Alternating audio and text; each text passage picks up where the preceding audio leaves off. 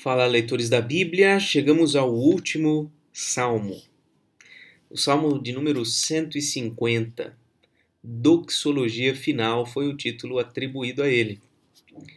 Diz assim: Aleluia, louvai a Deus no seu santuário, louvai-o no firmamento, obra do seu poder, louvai-o pelos seus poderosos feitos, louvai-o consoante a sua muita grandeza, louvai-o ao som da trombeta, louvai-o com saltério e com harpas, louvai-o com adufes e danças, louvai-o com instrumentos de cordas e com flautas, louvai-o com símbolos sonoros, louvai-o com símbolos retumbantes.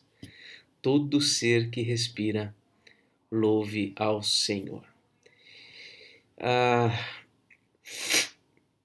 Às vezes alguns se surpreendem quando me veem tocando bateria. Eu comecei a tocar bateria há muitos anos. Eu era uma criança ainda, com 9, 10 anos. E eu aprendi basicamente assistindo alguém tocar. E esse alguém é o hoje atual Reverendo Vitor Albiero. Tenho um carinho muito grande por ele. Eu era pequeno, ele tocava na igreja, ele não era pastor, nem mesmo seminarista, nem aspirante, ele não era nada, vamos dizer assim, né? Ele já tocava na igreja, tocava bateria, gostava de assisti-lo tocando, então sentava do lado e assistia. E assim eu aprendi. Então alguns hoje me conhecem, e me conhecem na congregação onde eu pastoreio, e lá eu toco violão, canto, mas poucos sabem que eu toco bateria. Hoje, eu estou gravando hoje, sábado, esse vídeo, dia 30, e eu estive na confraternização da IPPG, na Igreja Presbiteriana de Praia Grande, e o pessoal me convidou para tocar bateria junto com eles. Fazia um tempinho que eu não tocava, e alguns irmãos da congregação que foram acabaram, né, comentando que não tinham me visto tocar bateria.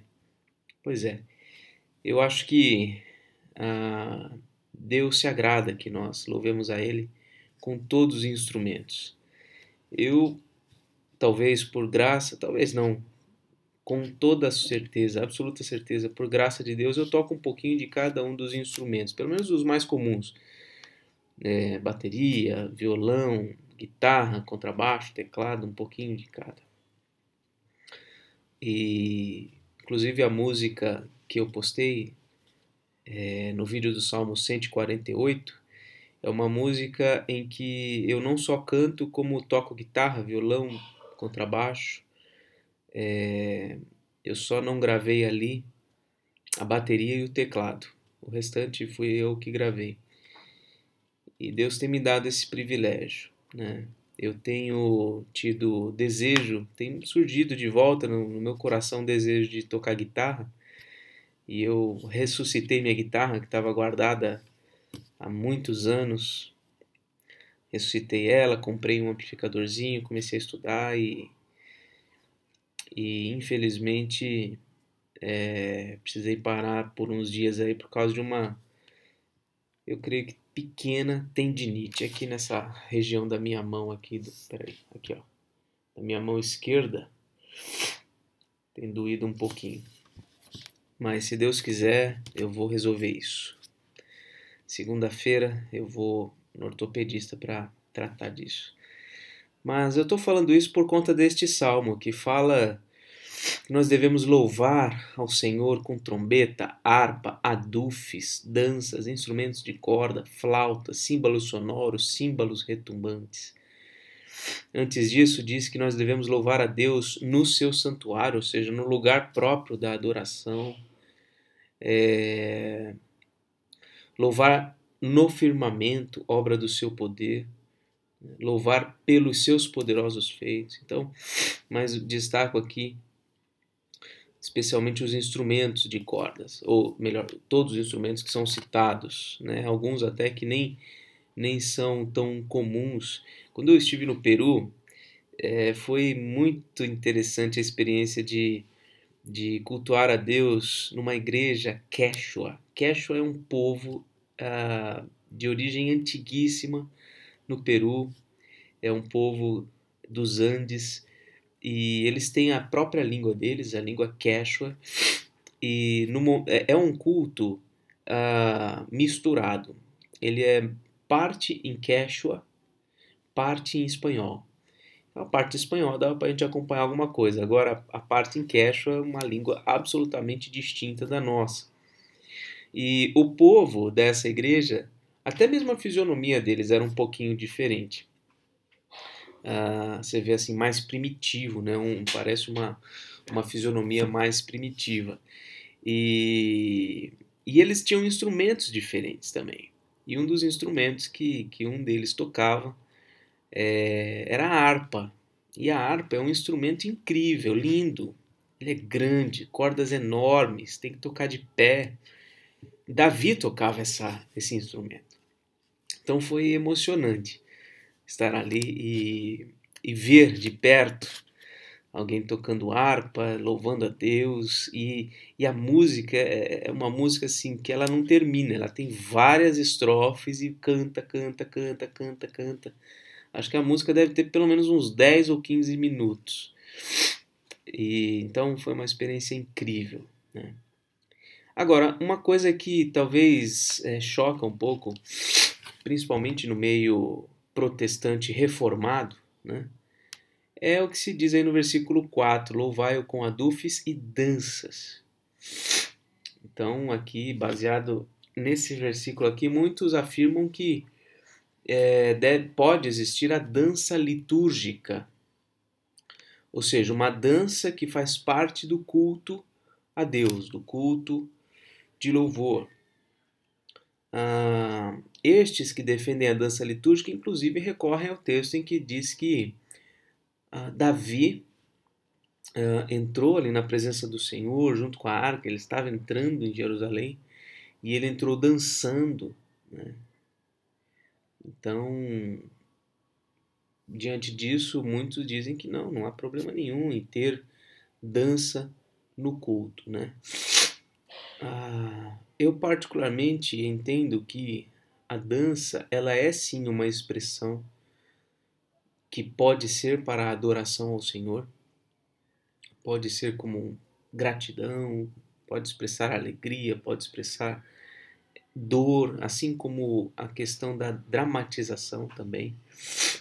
Eu creio que nós podemos adorar a Deus de diversas formas. Ele nos criou como seres integrais, então nós não só temos cores, nós não só temos palavras, nós temos sons, nós temos ritmo, nós temos intensidade, nós temos harmonia, melodia. Deus nos criou com uma infinidade de possibilidades de adorá-lo e de manifestar os nossos sentimentos de adoração a Ele. Então não tem por que a gente dizer que dança não pode ser também para a glória de Deus ou como uma expressão de louvor a Deus. Agora, há uma questão, né? A questão que surge é, ok, então por que a dança não pode fazer parte do culto? Veja, esse salmo, ele não está falando exatamente de um culto. Ele está falando que nós devemos louvar a Deus no seu santuário, obviamente, e louvar a Deus em todos os lugares de diversos modos e com diversos instrumentos. Mas ele não está dizendo que isso aqui deve ser parte de um momento de culto. E os momentos em que a Bíblia descreve um culto, nunca está presente o elemento dança. No contexto de Davi, não é um contexto de culto, né? Nesse salmo, eu não percebo aqui uma descrição de como é o momento de louvor na igreja ou no culto. Não, está falando louve a Deus dessas formas. E você pode, de fato, louvar a Deus dessas formas, mas aqui não está se referindo especificamente a um momento de culto. Às vezes em que as Escrituras falam sobre um momento de culto, estão presentes as orações, está presente a leitura e a exposição bíblica, né? Estão presentes ali os dons de profecia, seria a exposição bíblica, né? Enfim, mas não estão presentes, ou não me recordo de nenhum texto bíblico em que a dança esteja presente como um elemento de culto. Claro, esse é um assunto que já foi muito discutido. Você pode talvez encontrar vídeos mais esclarecedores do que este que eu estou fazendo. Meu propósito não é falar especificamente sobre isso. Talvez você encontre Augusto Nicodemos falando mais sobre isso, talvez o Hernandes Dias Lopes, talvez eles digam com mais propriedade a respeito desse assunto, tá? É apenas uma menção dentro do contexto que eu estava trabalhando. Mas é isso. Terminamos assim então a leitura dos Salmos. Se você leu comigo todo o livro de Salmos ao longo deste ano, deixe então no comentário aqui embaixo. Eu li Salmos em 2019, ok? Bom, se você está vendo este vídeo no dia certo, hoje é dia 1º de dezembro de 2019. Nós estamos na reta final, este é o último mês. Eu estou realmente refletindo sobre como as coisas vão acontecer no ano que vem neste canal. Que Deus me ajude a tomar a melhor decisão, tá bom? Logo mais a gente vai falar sobre isso. Um grande abraço e até logo mais, se Deus quiser.